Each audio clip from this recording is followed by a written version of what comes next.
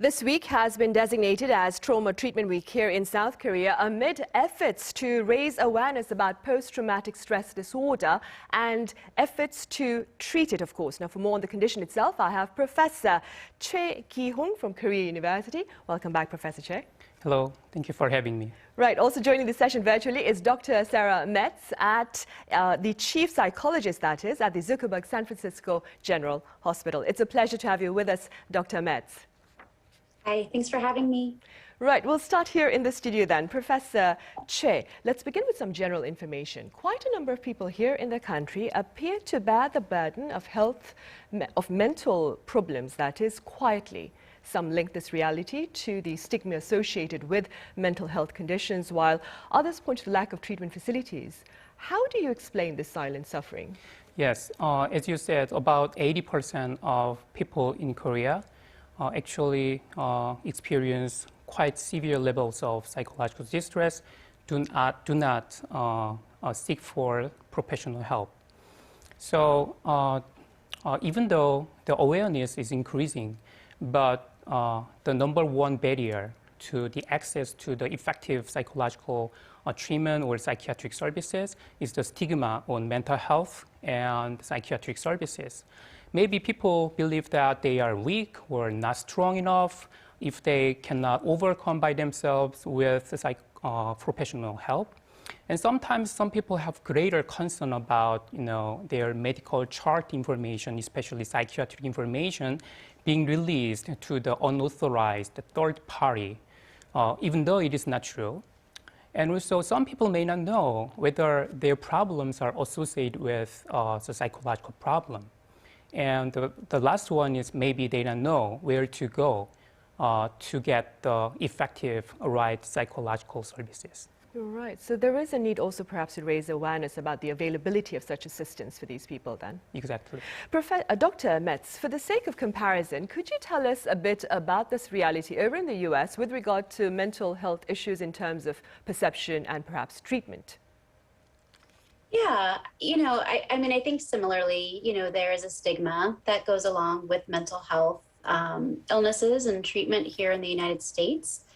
Accessibility, I think, really varies from your location. If you're in a city, I think you have much easier access to different kinds of mental health treatments. If you're in a more rural area, I think you probably have less options available to you. Although I will say that the pandemic opened up telehealth quite a bit here in the country. So my hope would be that, even in rural areas, for example, now that people know how to do things like we're doing right now over Zoom, similarly can more readily access mental health treatment.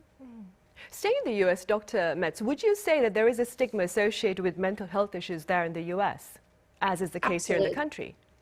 Yes, absolutely. I think there is. Right. Professor Choi, as Dr. Metz has also mentioned, one other silver lining amid this prolonged pandemic perhaps is the fresh interest shed light on, that is, and the psychological stress and the need to address it professionally. Now, I understand that psychological stress or mental stress can be divided into three types. You have the routine stress, and then you have the sudden negative stress and the traumatic stress.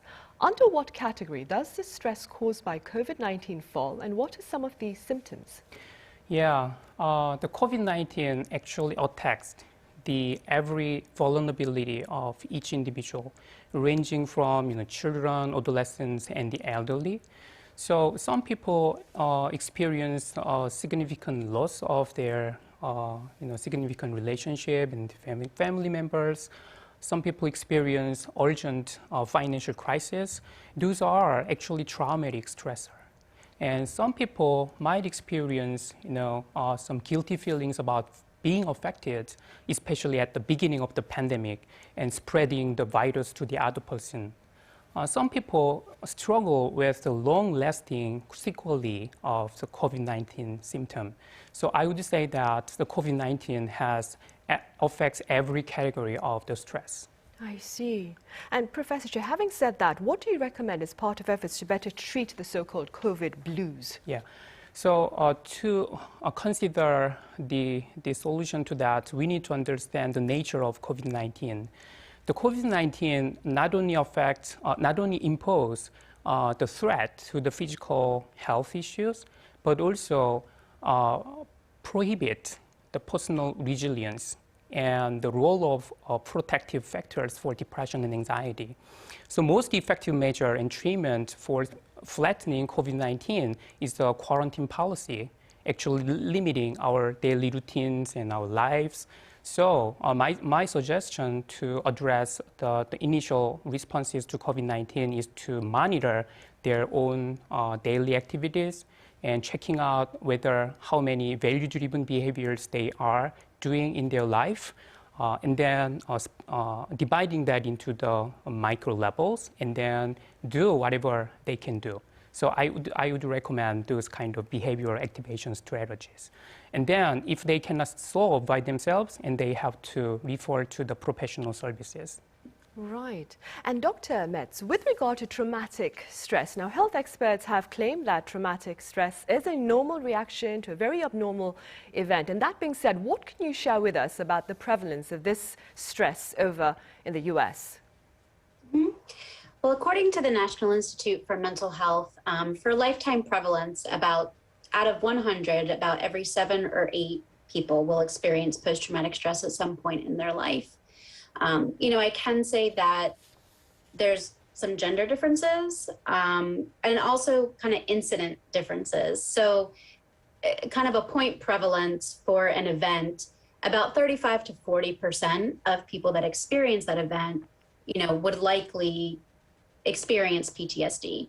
But that really does depend on a whole bunch about their history, their risk factors, their resilience factors, their prior trauma, exposure experiences as well. And staying with that, Dr. Metz, what measures are there in place, that is, to tackle traumatic stress over in the US? Well, there's quite a bit. It really ranges. So talk therapy, and that can happen individually, that can happen in a group, and it can look a lot of different ways. There's a lot of different treatments that people can participate in. We tend to utilize what's called evidence-based practices, which typically have a cognitive behavioral therapy foundation. So things like prolonged exposure therapy, cognitive processing therapy, things like narrative storytelling.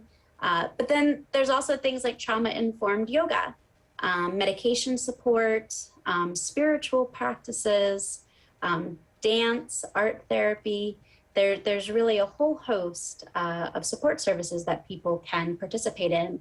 And I think another component that I think sometimes can get ignored when you're working with folks that have been impacted by trauma is not necessarily just treating the symptoms, but also the impact on their daily life.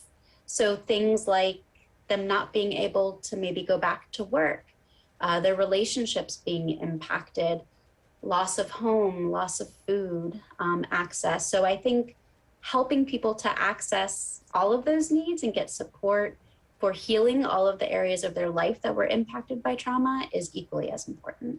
Right, of course. Professor Choi, here in Korea, the Health Ministry set up the National Center for Trauma Disaster back in the year 2018 after acknowledging that trauma stress caused by a national disaster must be treated by the country, which is why this particular week has also been designated by this particular group. What are your thoughts on such efforts at the government level? Yeah, I know that now there are multiple academic forums and symposium and public lectures as part of the National Center for Disease and Trauma. And I think those are sending very important messages to the public. We really care about the people being affected by the trauma. And we have made significant progress in making the national level support for the trauma. So as you said, so the National Center for Trauma and Stress, and also the Korean Red Cross and the National Psychological Recovery Center for Trauma, and they provided low-intensity volunteer services or counseling services, and some hospital-based, psychological psychiatric services.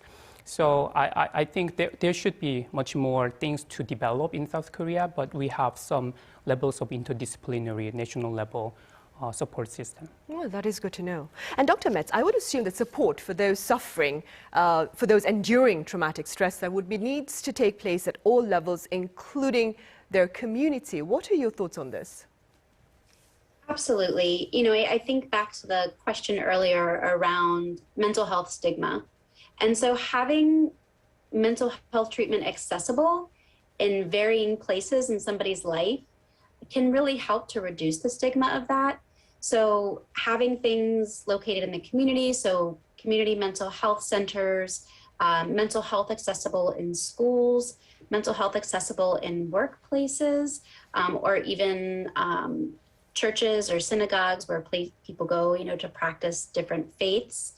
So absolutely, I think the more accessible mental health treatment can be, reducing barriers to accessing that care, and sometimes even just distance from home can be a barrier. So I think having more options for mental health treatment in local communities is very important. Right, and staying with such support, Professor Choi, survivors of national tragedies here in the country have spoken about the need for platforms of dialogue, claiming that compassion and communication among people who've suffered similar plights can actually serve to help them overcome traumatic stress. What are your thoughts on this? I think that's very important. Peer support and peer communications have distinctive benefits compared to the professional services.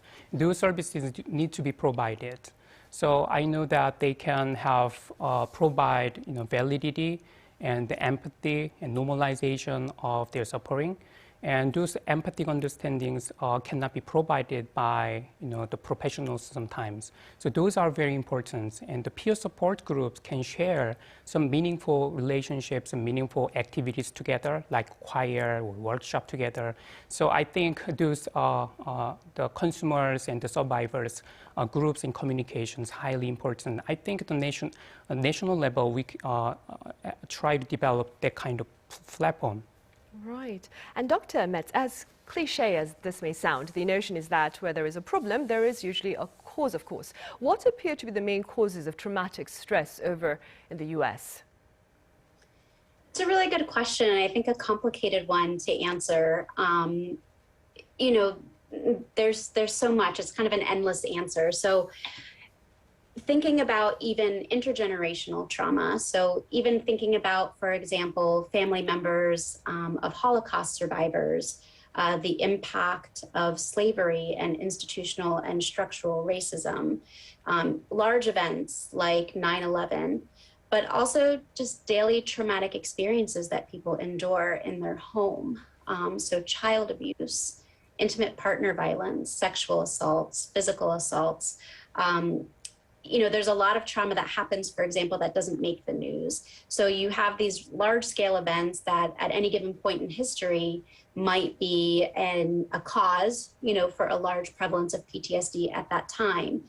But at any moment, there's constant underlying trauma that impacts people each day. Right, unfortunately, of course. And Professor Choi, what would you say then are the main reasons behind traumatic stress here in South Korea? Well, I'd say that the sense of lack of security and safety.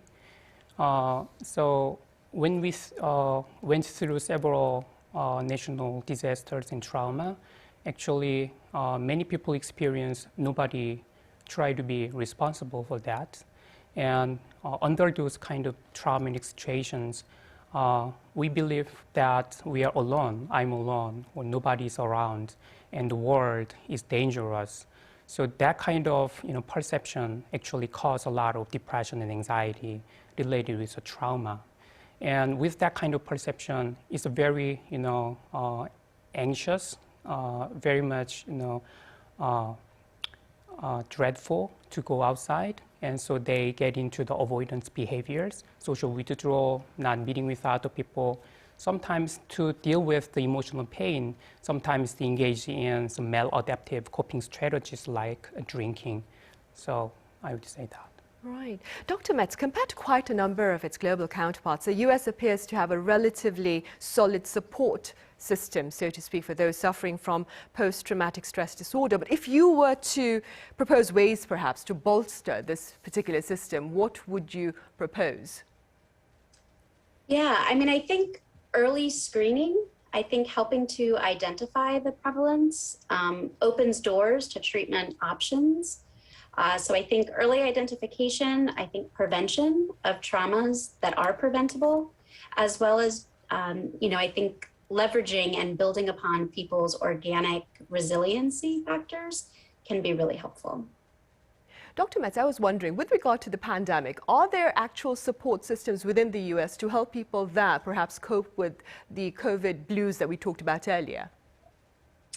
Yeah, I think when COVID first, happened and our country shut down, similar to across the world, one thing that I saw happen a lot was mental health providers offering their services to frontline workers, recognizing the impact that frontline workers were having, serving the community during this time. In terms of the mental health impact or a side effect of COVID, I think that is a known factor, and our providers here certainly are treating it to the best of their ability. Right, good to know. Professor Choi, here in Korea, many people are turning to online communities and even health applications online for solutions to their psychological health, still very mindful about the stigma associated with mental health issues. What can be done to make greater use of the virtual platform to reach out to those in need, do you think?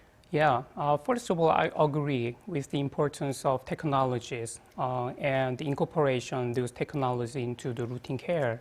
So the telehealth services and mental health applications are of great interest, not only to the public, but also researchers and clinicians. So I know that several mental health applications and chatbots are successfully applied to the urgent and initial care for people being affected by the trauma.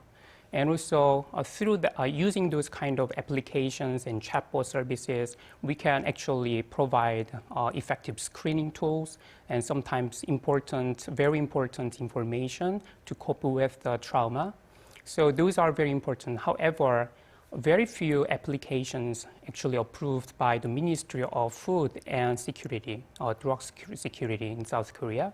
So we need to invest a lot of time and money to facilitate the research and development, and also some of the policies for strengthening the security of individual information, personal information, and those are very much important topic.